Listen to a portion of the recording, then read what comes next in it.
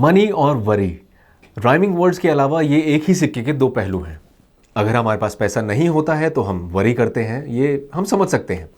लेकिन हम तब भी वरी करते हैं जब हमारे पास पैसे होते हैं, खासकर तब जब ये पैसे स्टॉक मार्केट में इन्वेस्टेड हों, जहां आपको दूर दूर तक केओस और कन्फ्यूजन दिखता है। इस साल जनवरी महीने में हमने काफ़ी समय के बाद स्टॉक मार्केट में गिरावट देखी। साल 2020 में भी कोरोना वायरस की पहली लहर के समय हमने स्टॉक मार्केट्स में भारी गिरावट देखी थी और ज़्यादातर इन्वेस्टर्स इसके लिए तैयार नहीं थे।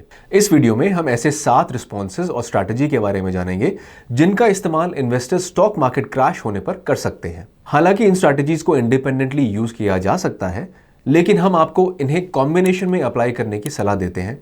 हमारा मानना है कि आपको इससे बेटर रिजल्ट मिलेगा। आइए हम 7 स्ट्रैटेजीज में से सबसे पहले के साथ शुरू करते हैं।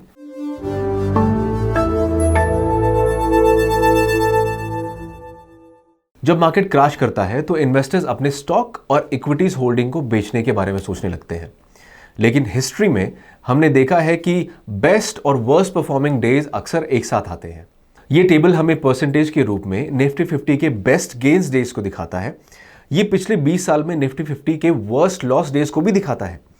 ध्यान दें कि इन सालों में से 5 में 2001, 2004, 2005, 2008 और मोस्ट रिसेंटली 2018 में किसी एक साल में निफ्टी 50 के बेस्ट और वर्स्ट डेज के बीच का गैप 7 दिन तक था। यानी कि बेस्ट और वर्स्ट डेज के बीच सिर्फ 1 वीक का टाइम है। और इन 20 सालों में से टोटल 10 में बेस्ट डेज और वर्स्ट डेज के बीच का गैप 1 महीने से कम है। यह बताता है कि आपके और मेरे जैसे रेगुलर इन्वेस्टर्स के लिए ज्यादातर सालों में मार्केट को टाइम करने की थ्योरी काम नहीं करती है। इसके लिए याद रखें, डर की वजह से पैनिक की सिचुएशन बनी रहती है और पैनिक की वजह से एमेच्योर इन्वेस्टर्स लो प्राइसेस पर अपना इन्वेस्टर्स बेच देते हैं। लेकिन यह भी सही है कि हमेशा पैनिक के बाद रिकवरी आती है। ऐसा एक बार नहीं, 2 बार नहीं, बल्कि हर बार हुआ है। इसलिए अगर आप कुछ नहीं करते हैं और सिंपली एसआईपी को कंटिन्यू रखते हैं तो तूफान शांत होने पर आप देखेंगे कि आपके इन्वेस्टमेंट ने भी बहुत अच्छा परफॉर्म किया है। दरअसल अपने एक वीडियो में हमने time in market versus timing the market के बारे में बात की थी और यह दिखाया था कि कैसे एक वर्स्ट इन्वेस्टर ने भी 12% से ज्यादा रिटर्न कमाया होगा, इसके बावजूद कि म्यूचुअल फंड्स यूनिट्स तब खरीदी गई जबकि मार्केट्स ऑल टाइम हाई पर थी। अगर आपने इस वीडियो को नहीं देखा है तो हम डिस्क्रिप्शन में इसका लिंक दे रहे हैं। और अगर आप नया एसआईपी शुरू करने के लिए ट्रस्टेड प्लेटफॉर्म की तलाश कर रहे हैं तो ईटी मनी ऐप को डाउनलोड और एक्सप्लोर करें, जो इन्वेस्ट करने के लिए 1000 से ज्यादा म्यूचुअल फंड स्कीम ऑफर करता है और लाखों एसआईपी इन्वेस्टर्स का फेवरेट इन्वेस्टिंग प्लेटफॉर्म है।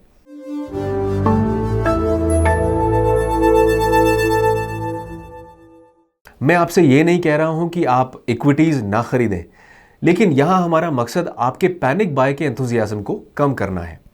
आप शायद सोच रहे होंगे कि पैनिक बाइंग क्या है। आइए हम आपको बताते हैं।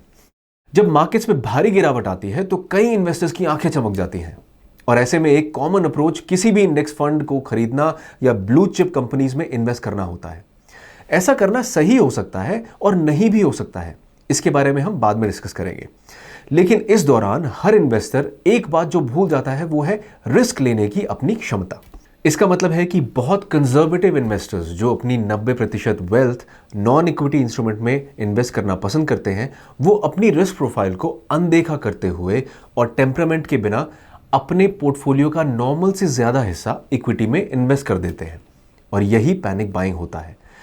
लेकिन इसे सही करने का तरीका है कि मार्केट में भारी गिरावट आने से पहले आप प्लान बना लें और इस प्लान में आपको यह जानना है कि डेट जैसे लो रिस्क एसेट्स से इक्विटी जैसे हाई रिस्क एसेट्स में अपना पोर्टफोलियो मूव करने के लिए आपकी टॉलरेंस लिमिट क्या है। क्या ये 5%, 10% या 20% है? आसान शब्दों में कहें तो यह जानना आपके लिए इंटरेस्ट में होगा कि आपका रिस्क टॉलरेंस क्या है, ताकि मार्केट में बड़ी गिरावट आने पर आप ज्यादा पैनिक में ना आए।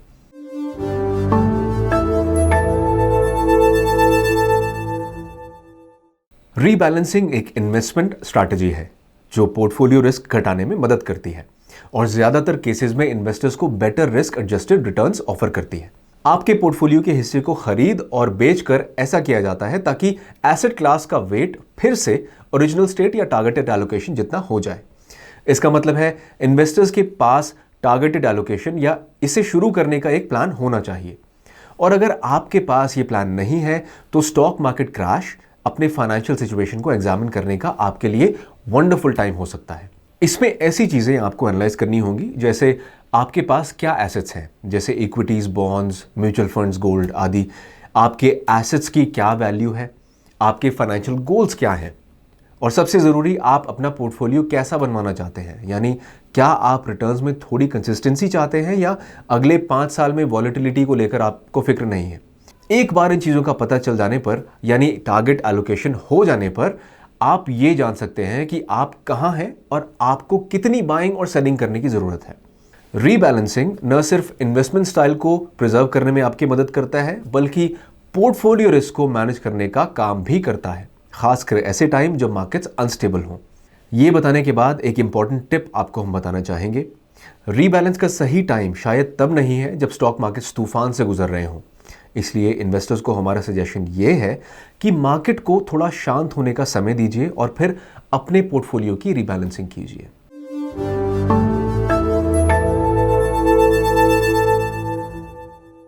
स्टॉक मार्केट में गिरावट आपके post tax return on investment को बढ़ाने का एक मौका हो सकता है। इसके लिए एक सेविंग टेक्निक का इस्तेमाल करना होगा जिसे टैक्स लॉस हार्वेस्टिंग कहा जाता है।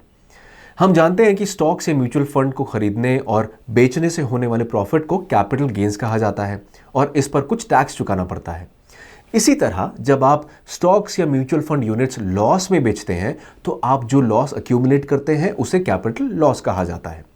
इसका मतलब है जिस तरह व्यक्ति को कैपिटल गेन्स पर टैक्स चुकाने की जरूरत होती है, उसी तरह वो कैपिटल लॉस को कैपिटल गेन्स के अगेंस्ट ऑफसेट कर टैक्स बचा सकता है। ये टेक्निक आमतौर पर फाइनेंशियल ईयर के अंत में इन्वेस्टर्स द्वारा इस्तेमाल की जाती है, ज्यादातर फरवरी या मार्च के महीने में। हालांकि टैक्स लॉस हार्वेस्टिंग स्ट्रैटेजी का इस्तेमाल पूरे साल किया जा सकता है और निश्चित तौर पर स्टॉक मार्केट्स में बड़ी गिरावट आने पर इसका यूज करना चाहिए। इसकी वजह यह है कि यह टेक्निक आपके पोर्टफोलियो में कुछ कमजोर स्टॉक्स या फंड्स को ऑफलोड करने का मौका देती है। इससे उनकी जगह ज्यादा ग्रोथ वाले फंड्स और सिक्योरिटीज को शामिल किया जा सकता है।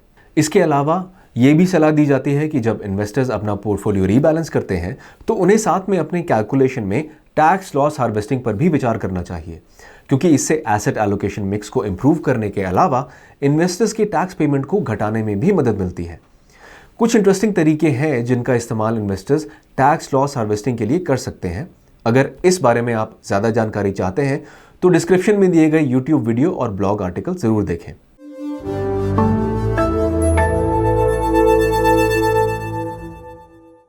जब स्टॉक मार्केट तेजी से गिरता है तो इन्वेस्टर्स के पोर्टफोलियो के अलावा काफ़ी कुछ दांव पर लगा होता है। दरअसल फाइनेंशियल मार्केट्स का असर employment market, real estate market, goods की नॉर्मल कंजम्पशन, बॉन्ड्स, इन्फ्लेशन और समाज के कई दूसरे एरियाज पर पड़ता है जो आपको काफ़ी कॉम्प्लेक्स लग सकता है। इसका अलग अलग लोगों पर अलग अलग असर पड़ता है, लेकिन ऐसे सिचुएशन में कुछ बेसिक बातें मदद कर सकती हैं। जैसे पहला, एक पर्सनल कैश फ्लो बनाएं। कैश फ्लो स्टेटमेंट उन सभी पैसों का हिसाब होता है जो आपके पास आते हैं और जो खर्च हो जाते हैं। ये अकाउंटिंग लेजर आपके फाइनेंसेस को ऑर्गेनाइज करने का एक अच्छा तरीका है और ये इंश्योर करता है कि स्टॉक मार्केट में आई गिरावट का असर आपके utility bill, tuition fee payments, rent और दूसरी ज़रूरी चीज़ों पर ना पड़े। इसके अलावा अपने एक्सपेंसेस का ट्रैक रखने से आपको अननेसेसरी खर्च को घटाने में भी मदद मिलेगी। इनमें expensive dinners, unused gym memberships, spa पर होने वाले खर्च शामिल हैं। खुद को फाइनेंशियली प्रोटेक्ट करने के लिए इमरजेंसी फंड दूसरी ज़रूरी चीज़ है। इसलिए अगर आपके पास इमरजेंसी फंड नहीं है तो तुरंत बनाना शुरू कर दीजिए, और अगर है तो स्टॉक मार्केट क्रैश आपके लिए इस फंड को एडिशनल 2 से 3 महीने तक के एक्सपेंसेस के लिए बढ़ाने का अच्छा ट्रिगर है। और तीसरा एरिया जिस पर ध्यान देना जरूरी है वो है managing date.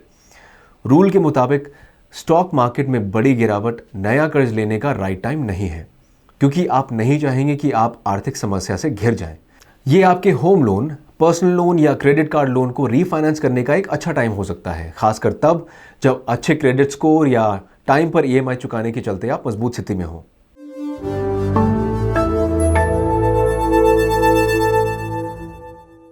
Equities relatively cheaper हैं, फिर भी इसमें इन्वेस्टमेंट बढ़ाते समय सावधानी जरूरी है। इक्विटीज का वैल्यूएशन जब चीप हो तब लॉन्ग टर्म इन्वेस्टमेंट अकाउंट के बारे में सोचना चाहिए, खासतौर पर एनपीएस या यूलिप में इन्वेस्ट किए गए आपके पैसे जो लॉन्ग टर्म नेचर के होते हैं। इसका मतलब है कि ये कई लेयर वाले लॉक इन के साथ आते हैं। इन इंस्ट्रूमेंट्स में इक्विटी का एलोकेशन बढ़ाकर आप कंजर्वेटिव एसेट एलोकेशन से एग्रेसिव एसेट एलोकेशन में स्विच करने के बारे में सोच सकते हैं, क्योंकि हिस्टोरिकली ये देखा गया है कि इक्विटीज रियली में आपके रिटायरमेंट और लॉन्ग टर्म गोल कॉर्पस को बढ़ा सकते हैं, और खासकर तब जब उन्हें अच्छी वैल्यूएशन पर खरीदा जाता है।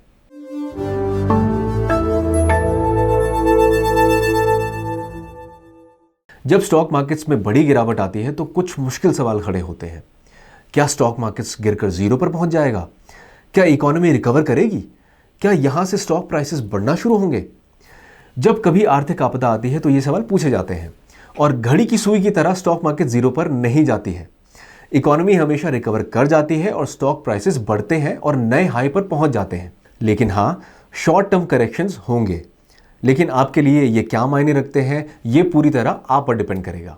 क्योंकि अगर आपका ऑब्जेक्टिव लॉन्ग टर्म है तो न्यूज़ देखना और व्हाट्सएप पर एडवाइस पढ़ना आपके लिए बेमतलब होना चाहिए। इसलिए लॉन्ग टर्म इन्वेस्टर्स के लिए अपना डायरेक्शन फिक्स रखना और बाजार को बहुत नज़दीक से न देखना स्मार्ट चॉइस होगी। इसके बजाय अपने बिहेवियर का ध्यान रखें, पैनिक बाय और पैनिक सेल से बचें। ये सुनिश्चित करें कि आपका पोर्टफोलियो रीबैलेंस्ड हो और आप टैक्स लॉस का फ़ायदा उठाएं। अपने कैश फ्लो को प्रोटेक्ट करें, और सबसे इंपॉर्टेंट ये समझ लें कि वॉलेटिलिटी इन्वेस्टिंग प्रोसेस का एक इंपॉर्टेंट पार्ट है, और फ्यूचर में स्टॉक मार्केट्स में कई और डिप्स आएंगे। और इसी के साथ हम इस वीडियो के एंड में आते हैं। एक बार फिर अपना समय देने के लिए धन्यवाद। हम अगले हफ्ते एक और इन्फॉर्मेटिव वीडियो के साथ आपसे मिलने की उम्मीद करते हैं। Mutual fund investments are subject to market risks. Read all scheme related documents carefully.